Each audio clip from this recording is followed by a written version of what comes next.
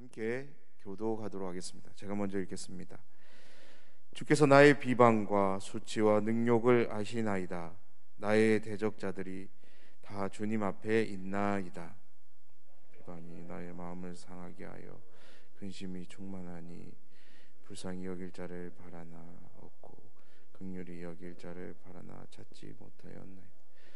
그들이 쓸개를 나의 음식물로 주며 목마를 때에는 초를 마시게 하였사오매 그들의 밥상이 얼무가 되게 하시며 그들의 평안이 덫이 되게 하소서.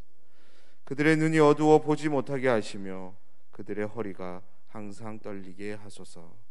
주의 분노를 그들의 위에 부으시며 주의 맹렬하신 노가 그들에게 미치게 하소서. 그들의 거처가 황폐하게 하시며 그들의 장막에 사는 자가 없게 하소서. 무릇 그들이 주께서 치신 자를 핍박하며 주께서 상하게 하신 자의 슬픔을 말하였사오니 그들의 죄악에 죄악을 더하사 주의 공의에 들어오지 못하게 하소서. 그들의 생명책에서 지우사 너희들과 함께 기록되지 말게 하소서. 오직 나는 가난하고 슬프오니 하나님이여 주의 구원으로 나를 높이소서. 내가 노래로 하나님의 이름을 찬송하며 감사함으로 하나님을 위대하시다. 이것이 솥 뿔과 굽이 있는 황소를 드림보다 여호와를 더욱 기쁘시게 함이 될 것이라. 공고한 자가 이를 보고 기뻐하는 하나님을 찾는 너희들아, 너희 마음을 소생하게 할지. 여호와는 궁핍한 자의 소리를 들으시며 자기로 말미암아 갇힌 자를 멸시하지 아니하시나니 천지가 그를 그리하리로다. 하나님이 시온을 구원하시고 유다 성읍들을 건설하시리니 우리가 거기에서 살며 소유를 삼으리로다. 함께 읽겠습니다. 그의 종들의 후손이 또한 이를 상속하고 그의 이름을 사랑하는 자가 그 중에 살리로다. 아멘. 권고 말씀드리겠습니다. 오늘 저녁에는 금요 생명 기도회가 있습니다. 많은 참석 부탁드립니다. 그리고 오는 주일에 유치부 여름 성경학교가 진행됩니다. 진행하는 분들을 위해서 그리고 함께하는 우리 어린 심령들을 위해서 많은 기도 부탁드립니다.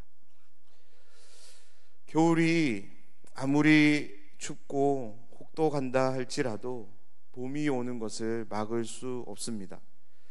모진 추위를 뚫고 봄이 오듯이 고난과 어려움이 제 아무리 극심하다 할지라도 하나님이 베푸시는 자비인의 헤세드는 그 모든 것을 뚫고 우리의 삶의 침투에 들어오는 줄 믿습니다. 시편 69편을 노래하는 시인은 하나님의 이 헤세드에 대해 확고한 믿음, 신뢰가 있었습니다. 어제 살펴봤던 내용인 1절에서 18절의 상황들 하나하나가 목숨을 위협할 만큼 그런 힘든 상황들이었음에도 불구하고 시인은 하나님의 헤세드를 붙잡고 절박하게 하나님께 도움을 구원을 요청하고 있습니다. 19절에서 시인은 계속해서 이렇게 노래합니다. 하나님께서 자신의 비방과 수치와 능욕을 아신다고, 그러하기에 자신의 대적자들이 다 주님 앞에 있다고 노래합니다. 20절에서 시인은 한 구절의 앞에 한 구절의 상황이 구체적으로 어떻게 이루어지는지를 묘사하는데요. 먼저 비방은 자신의 마음을 상하게 했다고 합니다. 그로 인해 찾아든 근심이 충만해졌다고 노래하고 있습니다. 사랑하는 여러분, 힘들어하는 누군가에게 건네는 한마디는 그 영혼을 살릴 수도 있지만 외마디의 말로 그 영혼을 죽일 수도 있습니다. 악인들의 비방이 없더라도 시인은 지금 충분히 힘든 상황입니다. 그런데요, 충분히 고통 가운데 있는 시인을 원수들은, 악인들은 가만히 두지 않습니다. 수군거리는 말로, 날카로운 말로, 차가운 말로 시인의 폐부를 찌르고 있습니다. 그로 인해 근심이 충만해졌다라고 한탄합니다. 그 한탄은 곧내 도움을 청하는 소리로 발전되는데요, 불쌍히 여길 자를 바라나 주위에 없습니다. 긍휼히 여길 자를 간절히 찾으나 찾지 못했다라고 시인은 노래합니다. 그럼에도 행악자들의 행악은 그치지 않습니다. 21절을 보면 쓸개를 시인의 음식물로 줬다고 하고요, 목마를 때 물이 아닌 초를 마시게 했다고 합니다.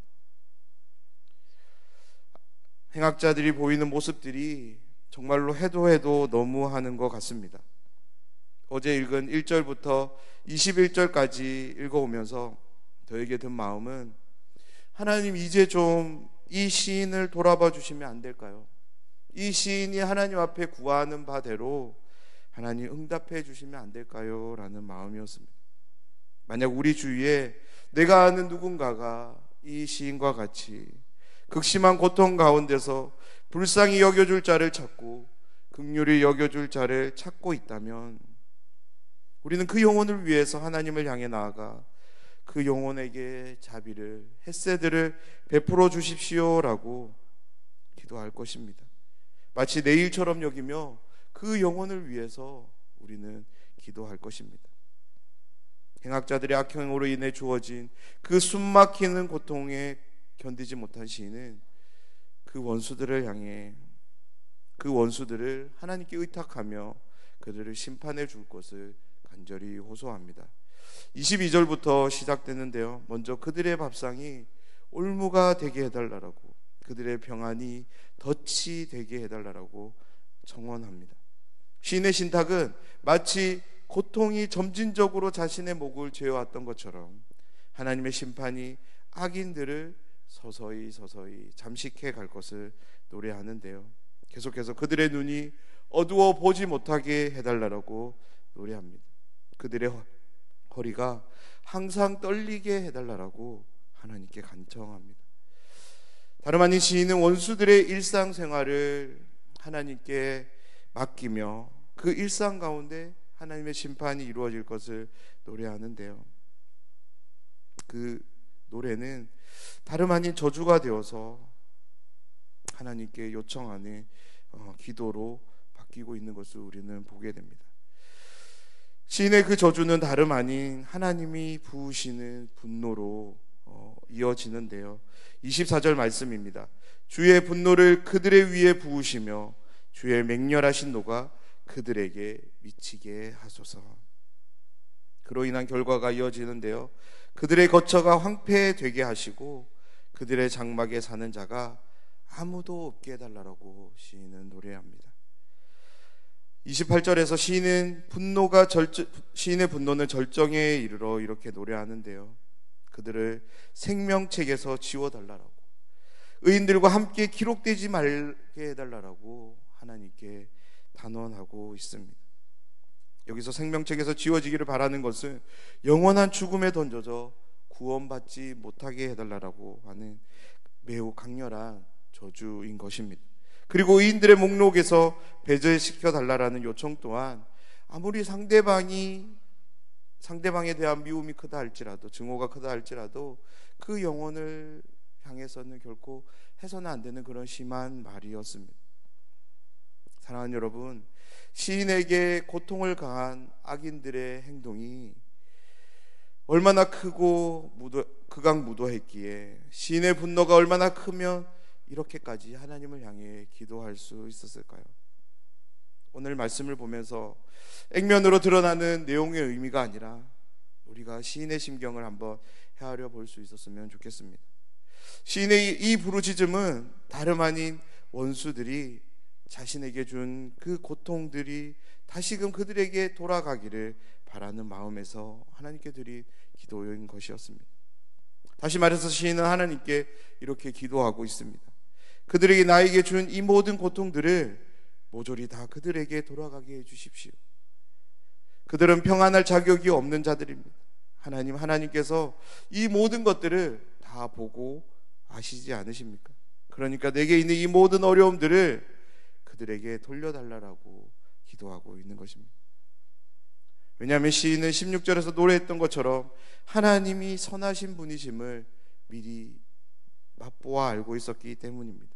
그 선하신 하나님께 그 선하심을 근거해서 이렇게 기도하고 있는 것입니다.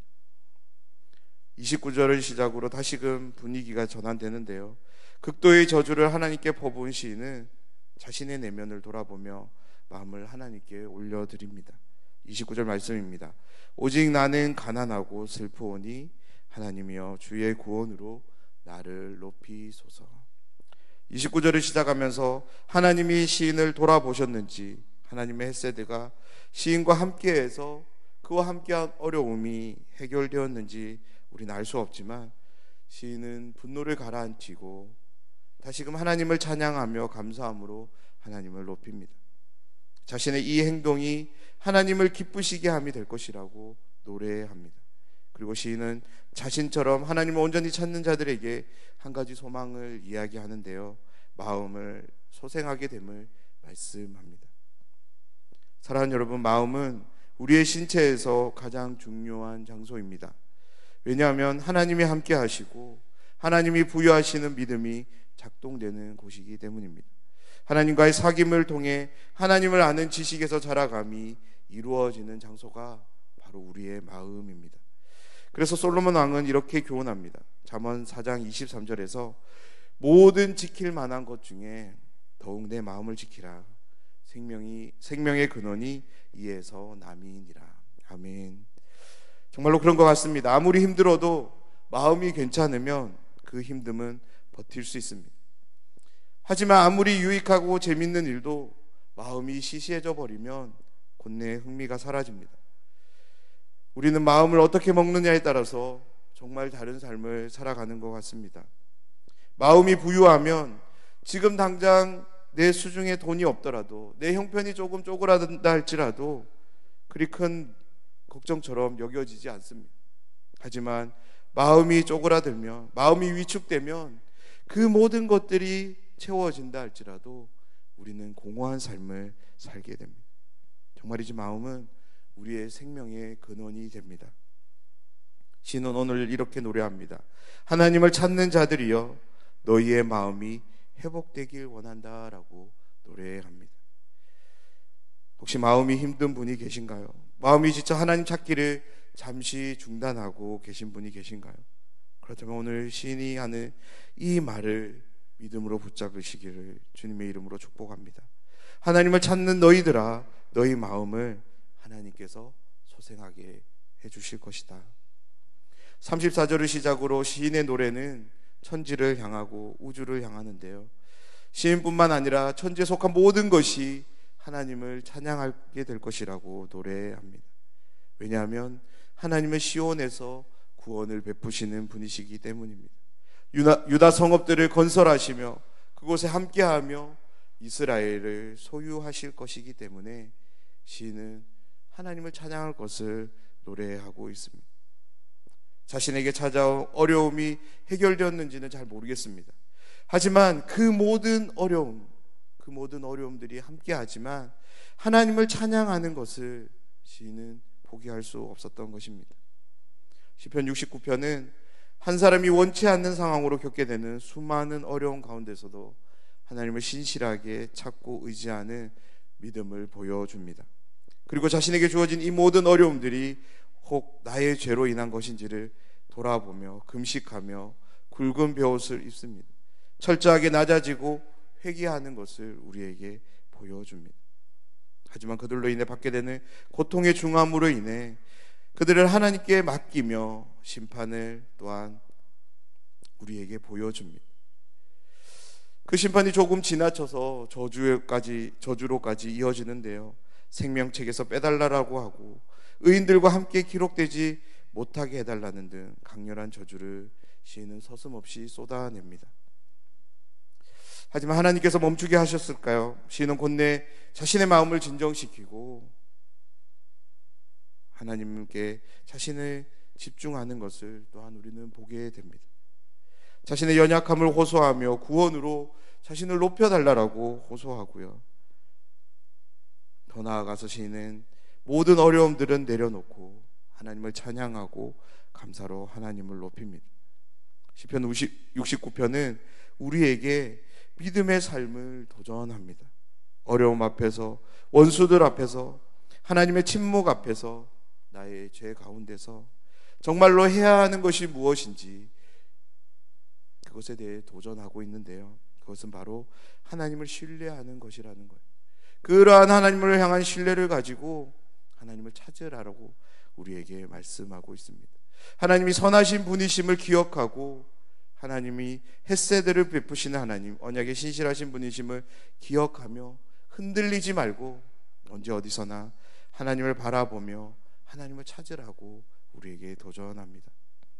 사랑하는 여러분, 오늘 이 말씀을 두고 우리의 마음을 결단하면 좋겠습니다. 어떤 상황이 주어진다 할지라도 하나님을 바라보겠습니다. 어떤 어려움 앞에서도 하나님을 신뢰하겠습니다.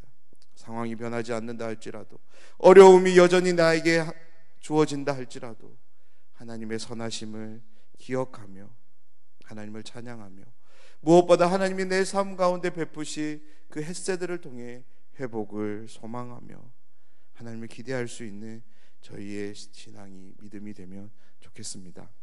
오늘의 시작으로 우리의 삶이 시편 69편을 노래한 시인이 보인 믿음으로 살아가는 삶이 되길 주님의 이름으로 축원합니다.